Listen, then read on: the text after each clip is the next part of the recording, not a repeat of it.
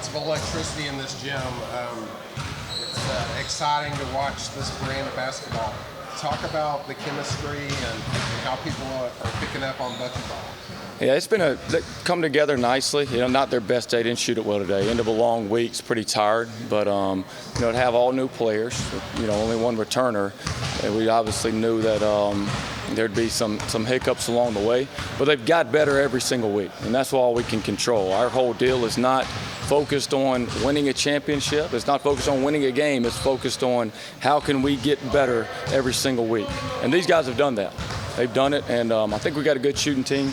Didn't get to see that much today, but I think that that's got to be the focus for our whole season. How can we be better today than we were yesterday, and how can we be better tomorrow than we were today? How close do you think you guys are to playing that desired brand of basketball? Oh, we're not close yet to that.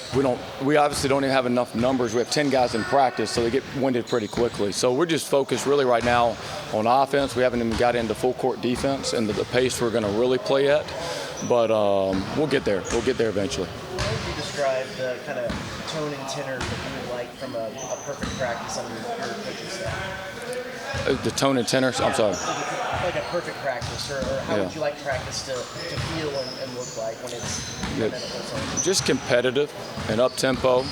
And, you know, the summer practices are a little bit different because they're shorter and you're not doing as much drill work because you want to give these guys an opportunity to play to fill each other out, right?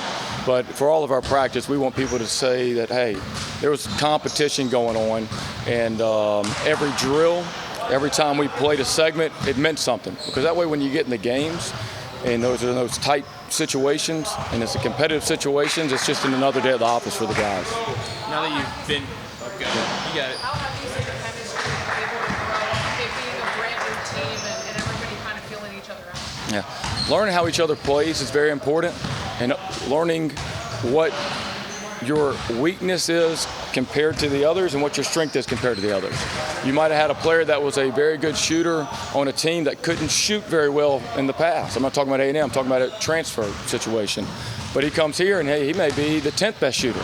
So he might need to turn one down and get it to the better shooters, right? You may have someone that was just an average rebounder on the team he was on before, but he may be a great rebounder on this team. So he needs to really focus on getting rebounds. And that's just what's got to continue, is learning your role and how you can excel in your role.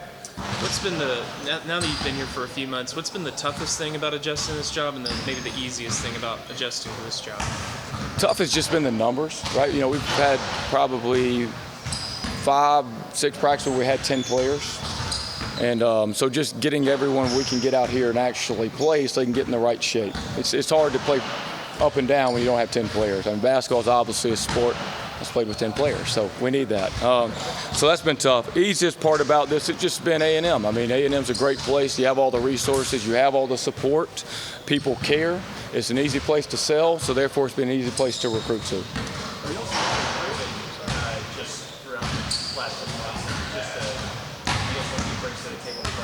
Yeah, you didn't see his best day today. I mean, I practiced a couple days ago when they were fresh. He must have made 15 threes in a 10-minute segment. I think he made, what did he make yesterday in a row? Something crazy, like 73s in a row. So he can really shoot it. And all these guys, I promise you that, you know, I keep going back to this, you'll get to see they can really shoot it. They're pretty weathered right now. But he provides shooting, but he also provides intelligence. Like he's played pro basketball, so some of the small things, getting the ball out of his hands, knowing when to give it up early, when to get it back, like he's great at all those reads. How confident are you that Rayshawn will end up being eligible? Do you know the timeline of when that's expected to come? You know, you'd hope that we get an answer here sooner than later. Sometimes, you know, there's appeal processes and it can go further than that. But I'll say this, that he's a guy that is worth fighting for. You know, I think his circumstances, not getting into too much detail, are certainly worth NCAA taking a close look at. And he's a kid that's valuable to our group and is one of those players that is infectious. Not just the way that he plays, but how he can impact others with his leadership. And he's somebody that, in my opinion, deserves to be able to suit up and get out there and play basketball. Have y'all gotten in? Who have you seen take a leadership? Rashawn Agee's been our best leader overall. Some lead by example. He leads by example and with his voice. And so they respect him. He's older. And he gives you his best. You see him today. Wasn't his best day, but he, even in his moments where he's not playing his best, he still wants to lead the group. Have y'all gotten an answer too on just how many years Ruben will have? Waiting on that as well. Okay. Waiting on that. What do you like most about Josh bringing him over and his continuity in the system, helping teach the new team? Yeah, Josh, when he's locked in and playing well, his good plays are A-plus plays. And that's what he can do. He can bring a lot of A-plus plays. He's ahead of the other guys in terms of the reads that you have to make because he's done it for longer.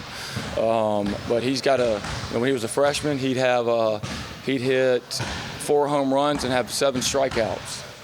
And I said, Josh, just hit a single every time, dude. That way that you're never out. You just keep going. So some days he'll hit 10 singles and no strikeouts, and then the next day he'll hit 7 singles, try to hit a home run and strike out a couple times. So just all he needs to do is hit singles every time. And that needs to be the example he sets for everybody else.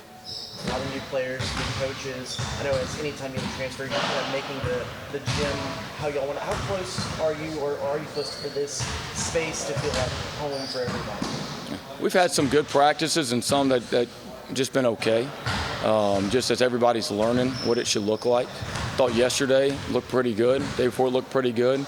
But I'll say this: it's hard in July when you're going. You're getting acclimated to classes. You're getting acclimated to a new city, weight room, practice, all that. And what I can say about this is the guys are very coachable. Like they're very coachable. You don't have to. They're not defined in any way. They believe in what we're trying to do. They believe in each other, and they have a vision of, hey, we want to be able to compete in this league at a very high level. So when you have older players, you don't have to sell that as much because they're older and they know that like these games are going to be decided by 1, 2, 3, or 4 points when it all comes down to it, and that all these small things and these summer practices where it's difficult, this is where it's won or lost right now, and just putting good days together like that. You kind of had to sweat it out to see if you were going to get Mac here as he went through the combine and everything. Right. What have you seen from him now that he is here? He's improved a lot. Like he was taking probably too many long 2-point shots in his last season and was doing that a little bit earlier, and he's limited that. He's been getting to the basket more. I'd much rather have 3s than long 2s. And so his analytics for his points per shot are the best on the team right now. So we just got to keep staying the course because he's an elite shooter, and now he's getting much better at attacking the basket. Have you gotten to interact much at all with some of the high school coaches in the state yet? Yeah, y'all spoke at one of the clinics. I've had some come into practice, and obviously I got a lot of respect for those guys. That's what I was. And so we played against some when I was coaching high school, and I know that A&M's been at their best when A&M has had a lot of Texas kids on the team. And we want to make that a focus in recruiting this state, and we're going to need the help of the high school coaches, certainly. And we want to invite them into our program because we want this to be their program as well. In terms of being ready for fall and the season, how overall health are y'all health-wise? Pops, you got to get back. He'll be back here in the next month or so.